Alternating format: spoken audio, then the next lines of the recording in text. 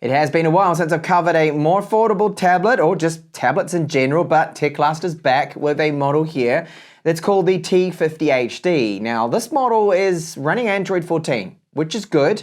However, the chipset is old. It's very low end and not powerful at all. It is the Unisoc T606. I've covered it a few years ago, and gaming performance, as you'll see later on, is a little disappointing. So that said, if you're a gamer, well, then this probably is definitely not the tablet for you. However, for light tasks, its octa-core chipset does okay. And I'll be covering that in this review here of this particular model. It has an 8,000 milliamp hour battery. We've got FM radio hardware support, micro SD support, SIM support, so 4G with it. And the 3.5 millimeter headphone jack is a rarity nowadays. Then inside the box with our T50HD, we'll find a Type-C to Type-A charging cable. The charge is very small, but it is only 10 watts, and I'll let you know the exact charging time that I can get. But a bit of a warning, it is pretty slow. Our warranty card and user manual. Design-wise, Teclast has decided to copy really what other brands are doing. Now, try and make the camera look like it's more important than it really is. 13 megapixel camera, and I believe it's just a 2 megapixel for portrait shots, and they call it an AI dual camera. Of course, you've got to put the AI marketing on everything nowadays. Now, the back here is made out of an alloy. We're looking at 530 grams, and it does have this protector over it, so you do need to pull that off, which I'll do now. So that's just covering it to stop any scratches. Once that's gone, we've got this quite fingerprint-prone back here, but it is unibody, and it does feel pretty good. So that 530 grams means that in hand, yeah, it's not bad, the weight of it at all.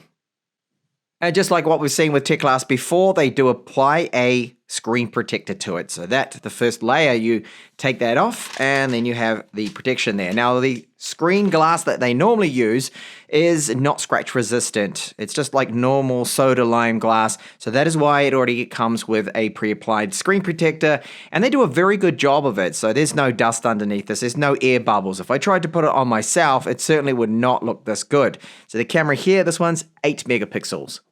Thickness-wise, it is good, 7.8 millimeters. We've got some buttons here that to me feel like they are plastic. Power on, volume up and down, microphone, antenna line, and down the bottom there looks to be, well, there is another microphone right here, and a little hard to see, but just here on the corner is our 3.5 millimeter headphone jack. So yes, they do include that.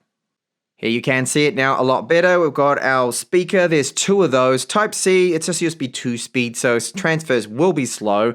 And for an affordable tablet, I did expect this. And then this is one of the good things about this particular tablet is the SIM tray here. It does take dual SIM, and if you want, you can put a micro SD card in this up to 1 terabyte. It does work. So great to see this, and then the micro SD card support with a 4G modem. And the other side, you're just going to see this, the other loudspeaker. Now, the screen bezels, they are nothing amazing, but not too bad. Again, for an affordable tablet, I wouldn't expect to have ultra slim premium kind of bezels. So the resolution is 1920 by 1200. This screen I've seen a lot of, and it is an 11-inch screen. It's IPS. It's fully laminated, so there's no ugly gap between the glass here and then the digitizer over the top of it. And brightness, well, it tops out at 272 nits. So it's not amazingly bright, but for indoors right now, I've got it set just over 50%, and you can see, well, it's power overpowering my camera settings just a little. Now, those lines you see right now, I'm not doing a good job of capturing this too well. The screen protector that's already pre-applied isn't really helping too much, but it is a good screen. I don't mind the screen at all, and again, it's good to see that it's fully laminated. And what I've noticed though, however, is the UI here, which yes is built off Android 14, stock Android, feels a little slow. You can definitely see the lag in the UI. Thankfully, the applications don't seem so laggy like this. Now, it is that Unisoc chip that I talked about in the intro yet again. This is disappointing that we do have the T606. It's got 8 cores. It is quite slow now, and you see from the performance scores that I'm going to show you with benchmarks that it's certainly not a powerhouse at all. 6 gigabytes of physical RAM and another 8 for caching that you can dedicate.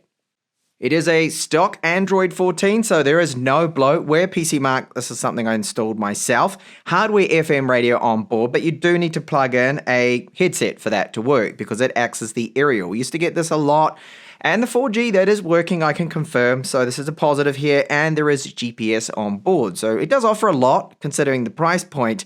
And now you can see performance. This is now at 60 Hertz and 60 frames per second. So it doesn't feel all slow like the UI.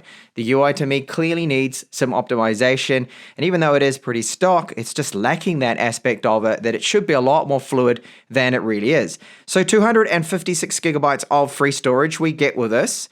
And you see here that battery life is definitely the strength, and probably one of the best things about this particular tablet, our T50HD, is that it can go for a very long time on a single charge. The chipset aids in this because it's not powerful. It doesn't have that power to really burn up and use that battery quickly, so it's more the screen. It's always the screen anyway that is the biggest power user here. Over 13 hours. This is an excellent score.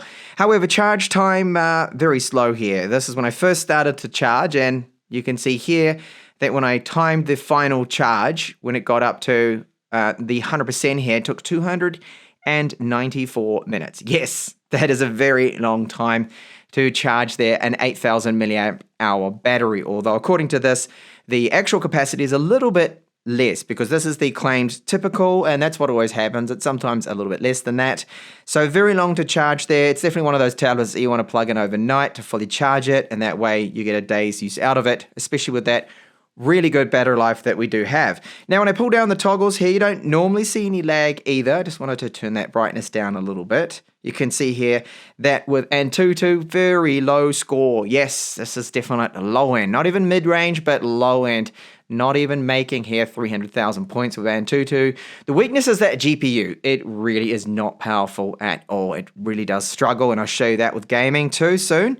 The internal storage, not bad again for an affordable tablet, getting over 1,000 megabytes per second. Reads in almost 1,000 with our sequential writes there. Very good random access. Didn't expect this. So they used a decent storage on this UFS 2.0 or 2.2, sorry. So that's not too bad. Now, Wildlife Extreme tests, it shows just how slow it is. Not even reaching even 1,000 points. It just gets 118 and it only loses 5 points. So stability-wise, throttling doesn't really throttle. Again, it just doesn't have the power to throttle to generate enough heat to end up having to throttle itself down. So that is clearly the weakness of this particular tablet. Is for gamers out there, this really isn't the tablet to go for. But for your general kind of tasks and things, it's not bad. Now you can see that animation going into the UI. This is a game where it starts to feel a little sluggy. Something's going on here. It's sluggish. It's definitely not 60 frames per second. Now we do have this at the bottom here, which is our dock. And if I decided that I want Genshin Impact to go down here, oh, I can't do it. Even though we're using a tablet, it only allows 4 slots there for your quick launching from the dock, which is a little disappointing. We've got this here that can be removed if you want to get rid of that widget. So they haven't forced us to have some ugly widget on the screen or anything, which is good. And yes, you could use Nova Launcher if you wanted a third-party launcher just to make things a little bit smoother. But I'm reviewing, as I always do in my videos, the tablet just completely stock with its stock launcher, of course. Well, it certainly is not a powerhouse of a tablet. PDF files, this one's a pretty heavy one. It handles just fine. You can see as I scroll through at normal reading paces, it's really not going to be a problem. And even just with a 1200p screen, it does look good. And you do see a little bit with that screen, some shadowing, not quite uniform whites on the corner, typical IPS traits here. You're going to see a bit of that, but it's overall, I don't think, a bad IPS panel that Teclast does have in our T50HD. So for ebooks, perfectly fine. They're going to look good too as well. Just quickly show you one. You can, of course, invert the text if you prefer to be looking at a black background and then the white text, which is a little easier on your eyes. You can do that. Accelerometer is built in there and it is working just fine. It won't always be the quickest, but I haven't really had any issues with it at all. And you can see the text is sharp enough that it's not really going to strain or stress out your eyes. Gaming performance is as I expected for such a low Antutu score, that it's a little laggy. So when I'm fighting some enemies here, it's choppy. When I look around the map, it is definitely dropping frames, feels a little bit laggy here. And it does kind of make the experience feel just a little bit, well, frustrating to be honest here with those drop frames. And it's on the lowest possible settings, so there's no way I can speed this up. There's no tricks here to try and make it perform any better. So it's a tablet that I can't recommend for gaming. And for gamers out there, you're better off getting something that has a lot more power than this. So this tablet does have a 3.5mm headphone jack. It does have FM radio on board, hardware FM radio. That's good. So we've got the speakers either side. What do they sound like? Well, pretty average. They're okay considering the price of it. It's nothing amazing, but I'll give you a sample here of some NCS tunes from YouTube. YouTube performance, by the way, too, is fine. No problems with that. And I'll play this at 100% volume.